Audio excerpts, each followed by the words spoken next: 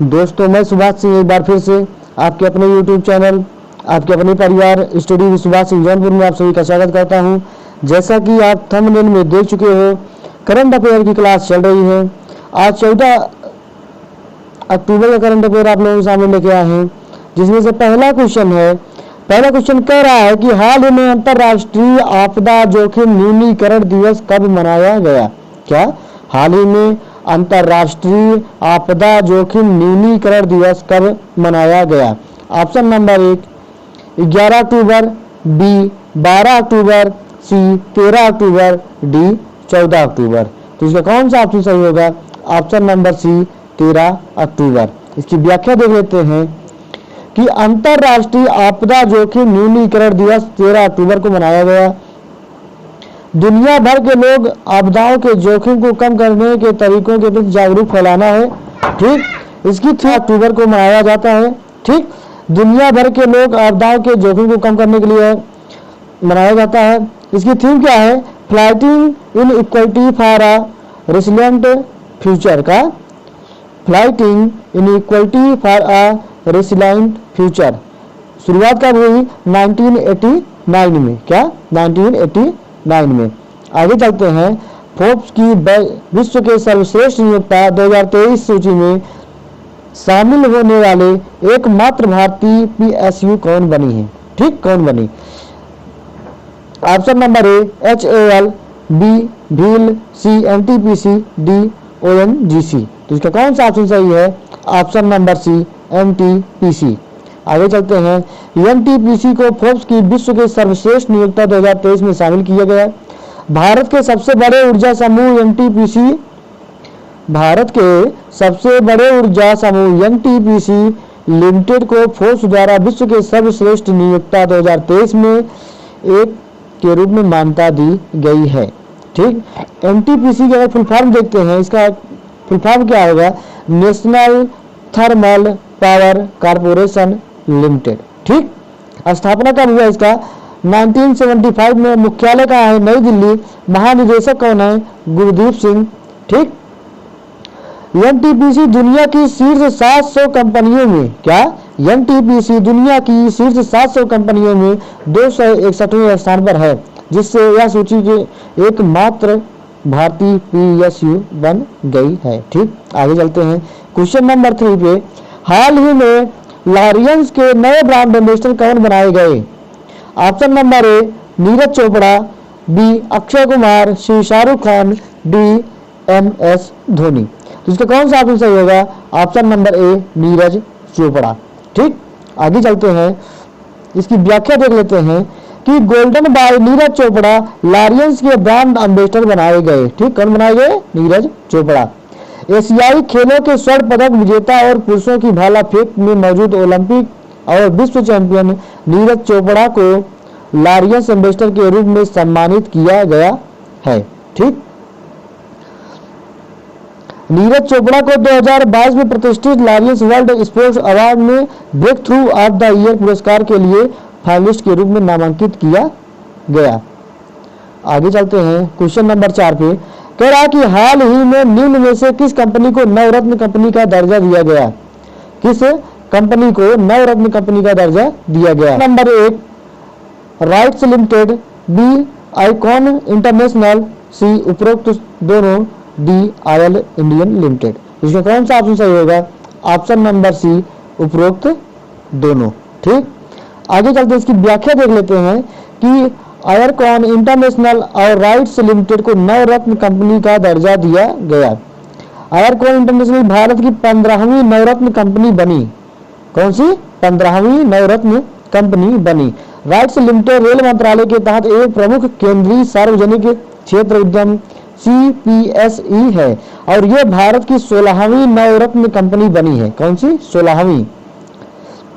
अगर हम बात करें इरकॉन का नाम क्या है? Indian railway construction international limited. ठीक, स्थापना कब हुआ? 1976। मुख्यालय कहाँ है? नई दिल्ली है। अध्यक्ष कौन है? योगेश मिश्रा। ठीक, इसकी स्थापना कब हुई है? राइट्स लिमिटेड की इसका फुल फॉर्म सबसे पहले देख लेते हैं। Rail Indian technical and economic service limited, स्थापना 1974, मुख्यालय गुड़गांव, अध्यक्ष कौन है? राहुल मित्तल। ठीक, इतनी जानकारी इस क्वेश्चन से आई। आगे चलते हैं, हम बात कर लेते हैं कि जो 14 पहले नवरत्न कंपनी थी उसमें से पहला कौन था? Bharat electronic limited, container corporation of India, engineer India limited, Hindustan aeronautics limited, ऐसे 14 हैं। आप स्क्रीन शॉट ले लीजिएगा। ठीक, 7 हो गया। आगे चलते हैं, 14। ठीक, नेक्स्ट क्वेश्चन पर चलते हैं। क्वेश्चन नंबर 5 में, हाल ही में तमिल लेखक शिव शंकरी को किस वर्ष के लिए 32वें सरस्वती सम्मान से सम्मानित किया गया? Option number A 2021, B 2022, C 2023, D 2024। कौन सा ऑप्शन सही है? इसका कौन सा ऑप्शन सही है? ऑप्शन नंबर 2022 है, किसमें है? B, option B. इसकी व्याख्या दे देते हैं कि तमिल लेखक शिव शंकरी को 32वें सरस्वती सम्मान 2022 से सम्मानित किया गया। इनको 2019 में आई उनकी आत्मकथा सूर्यवंशम के लिए सम्मानित किया गया। पुरस्कार प्रदानकर्ता कौन थे? के बिरला फाउंडेशन। पुरस्कार में क्या मिले? प्रशस्ति पत्र, फ्लैग और 15 लाख रुपए। इस पुरस्कार की शुरुआत कब हुई थी? 1992 में। ठीक, 32वां व्यास सम्मान 2022 डॉक्टर ज्ञान चतुर्वेदी को दिया गया, किसके लिए? पागल खाना के लिए। ठीक, और 32वां माधव हाड़ा को दिया गया 32वां बिहारी पुरस्कार पचरंग चोला पहाड़ शकी री, इसके लिए। ठीक, आगे चलते हैं क्वेश्चन नंबर 6 में कि प्रधानमंत्री नरेंद्र मोदी ने 13 अक्टूबर को कहां पर 9वीं G20 संसदीय अध्यक्ष शिखर सम्मेलन P20 का उद्घाटन किया? Option number A Mumbai, B New Delhi, C KL, D Guwahati. तो इसका कौन सा ऑप्शन सही होगा? ऑप्शन नंबर बी नई दिल्ली। प्रधानमंत्री मोदी ने G20 संसदीय अध्यक्ष शिखर सम्मेलन P20 का उद्घाटन किया। कब किया? 13 अक्टूबर 2023 को। कहाँ किया? यशोभूमि नई दिल्ली में। कहाँ? यशोभूमि नई दिल्ली। थीम क्या है? Parliaments for one earth one family और वन फ्यूचर।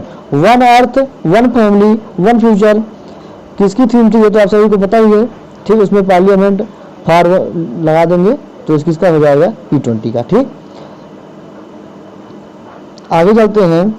इसमें ये ध्यान देना है क्या P20 में कनाडा के स्पीकर रामेन में शामिल नहीं हुए हैं। ठीक, क्वेश्चन नंबर 7 देखते हैं। कौन सा अंतरिक्ष यान मानव द्वारा बनाया गया सबसे तेज गति प्राप्त करने वाला ऑब्जेक्ट बना? Option number A Parker probe, B Chang E5, C Chandrayaan 3, D Aditya L1। तो इसका कौन सा ऑप्शन सही होगा? Option number A Parker probe. ठीक, व्याख्या देख लेते हैं। नासा का पार्कर सोलर प्रोब, क्या नासा का पार्कर सोलर प्रोब सबसे तेज मानव निर्मित वस्तु बना? ठीक, नासा के पार्कर सोलर प्रोब ने हाल ही में सौर उड़ान के दौरान 63 कितना है? 6,35,266 किलोमीटर, कितना? 6,35,266 किलोमीटर प्रति घंटे की गति प्राप्त की। ठीक, इस सूर्य के 10वें चक्कर के दौरान इसने सूर्य के 10वें चक्कर के दौरान 5,86,000 किलोमीटर प्रति घंटे के अपने 2021 के रिकॉर्ड को तोड़ दिया। मतलब इसके पहले जो रिकॉर्ड बना था वो भी इसी का रिकॉर्ड था 2021 में, और अब की बार अपने रिकॉर्ड को ये तोड़ दिया। ठीक, पार्कर सोलर प्रोब को सूर्य के बाहरी कोरोना के बारे में जानकारी एकत्र करने के लिए 2018 में नासा द्वारा लॉन्च किया गया था। ठीक, आगे चलते हैं कि ग्लोबल हंगर इंडेक्स 2023 में भारत किस स्थान पर है? Option number A 69, B 111, C 107, D 121। ठीक, जिसका कौन सा ऑप्शन सही है? Option number B 111। जानकारी ले लेते हैं एक बार अच्छे से इसकी कि वैश्विक भूखमरी सूचकांक इंडेक्स 2023। ठीक, जारीकर्ता कौन है? कंसर्न वर्ल्ड वाइड और बेल्ट हंगर हेल्प। ठीक, फर्स्ट पे कौन है? बेलारूस। सेकंड पे कौन है? बोस्निया। थर्ड पे कौन है? हर्जेगोविना। ठीक, भारत की रैंक 111 है। पिछली बार कितनी थी? 107। भारत का ग्लोबल हंगर इंडेक्स स्कोर कितना है? 28.7, जो देश में भूख की स्थिति को गंभीर रूप में वर्गीकृत करता है। ठीक, पाकिस्तान कौन से स्थान पे है? 102वें स्थान पे, बांग्लादेश 81, नेपाल 69, श्रीलंका 60। ठीक, आगे चलते हैं क्वेश्चन नंबर 9 पे। अक्टूबर 2023 में साउथ इंडियन बैंक का नया चेयरमैन किसे नियुक्त किया गया? Option number A doctor Dinesh Das, B Rama Swamiyan, ठीक, वीजी कुरियन, क्या सी वाला है बीजे कुरियन, डी है सलीम गंगाधरन। इसका कौन सा ऑप्शन सही है? ऑप्शन नंबर सी बीजे कुरियन। ठीक, साउथ इंडियन बैंक ने बीजे कुरियन को अपना नया चेयरमैन नियुक्त किया। मौजूदा गैरकारी अंशकालिक चेयरमैन सलीम गंगाधर, क्या सलीम गंगाधरन 1 नवंबर 2023 को अपना कार्यकाल पूरा होने के बाद सेवानिवृत्त होने वाले हैं। ठीक, साउथ इंडियन बैंक की अगर हम स्थापना की बात करें तो कब हुई? 25 जनवरी 1929 को, मुख्यालय त्रिशूल केरल में। इसके एमडी कौन है? PR शेषाद्री। ठीक, आगे चलते हैं 10वें नंबर पर, लास्ट क्वेश्चन पे। हाल ही में हुई घोषणा के अनुसार कौन सा शहर भारत का पहला वेटलैंड शहर बनेगा? Option number A Udaipur, B Hyderabad, C Jaipur, D Nagpur. ठीक, इसका ऑप्शन ए सही होगा, उदयपुर। व्याख्या देख लेते हैं। राजस्थान का उदयपुर शहर भारत का पहला वेटलैंड शहर बनेगा। राजस्थान सरकार ने उदयपुर, जिसे झीलों का शहर कहा जाता है, किसी उदयपुर को झीलों के शहर के रूप में जानते हैं, को भारत का पहला वेटलैंड शहर बनाने का लक्ष्य रखा। अर्थात उदयपुर शहर को अंतरराष्ट्रीय महत्व के संभावित रामसर कन्वेंशन साइट के रूप में चुना गया। रामसर कन्वेंशन, जिसे आधिकारिक तौर पर अंतरराष्ट्रीय महत्व के वेटलैंड पर रामसर कन्वेंशन के रूप में जाना जाता है, या किसके लिए? विशेष रूप से जल पक्षियों के आवास के रूप में जाना जाता है। ठीक, उदयपुर को केंद्र सरकार के राष्ट्रीय झील संरक्षण योजना NLCP में शामिल किया जाएगा। ठीक, तो आज का 10 क्वेश्चन समाप्त होता है।